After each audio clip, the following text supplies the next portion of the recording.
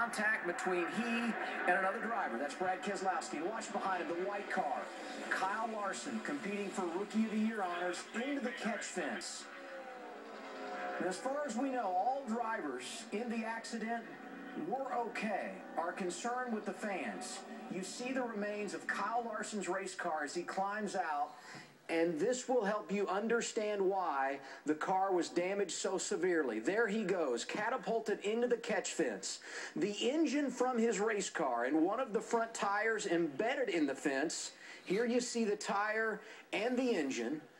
The other tire on the front end of his car catapulted, it appeared, up over the catch fence and into the grandstand. It was a very scary moment. We do know that medical responders were on the scene and working with different race fans in the stands. No reports at this stage of their condition. Let's go live to the track and welcome in Kyle Petty, one of our analysts here on Speed. And Kyle, you've seen the pictures. You obviously know the situation. What's your reaction?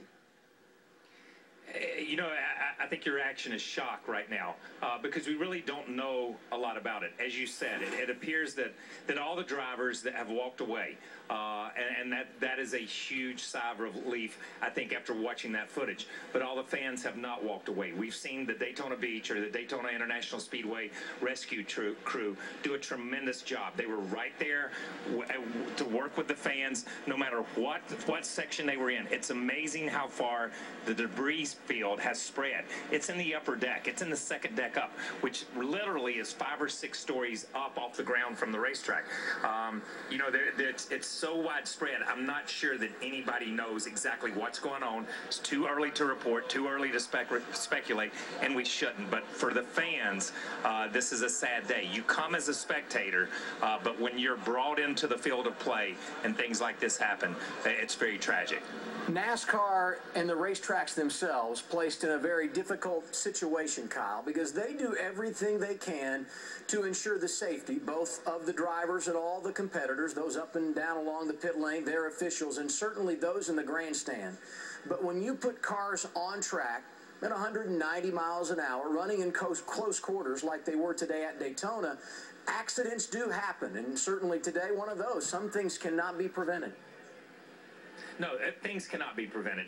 You know, we can go back, and if you guys watched earlier this week the special on my father, Richard Petty, A Racer's Life. In 1965, his car broke. A wheel went up in the stands and killed a young man. And he's had to live with that the rest of his life. That brought a fan in the play. And no matter what these racetracks do at this point in time, I'm not saying that tracks can't do better, because we constantly, and they constantly move the ball and improve with the softer walls, with the higher fences, with the cables. We've seen improvement at racetracks year after year to make it safer for the competitors, but to also make it safer for the fans. And I think when we do and we move that ball and we move that needle just a little bit, then somehow fate ends up finding a weak link in that. And I think that's what happened today. And nobody is at fault in this. I don't think you can say the competitors are. I don't think you can say the racetrack is. Nobody. This is truly a tragic accident. Kyle, you brought up the story involving your father when a fan was killed at the racetrack, and I think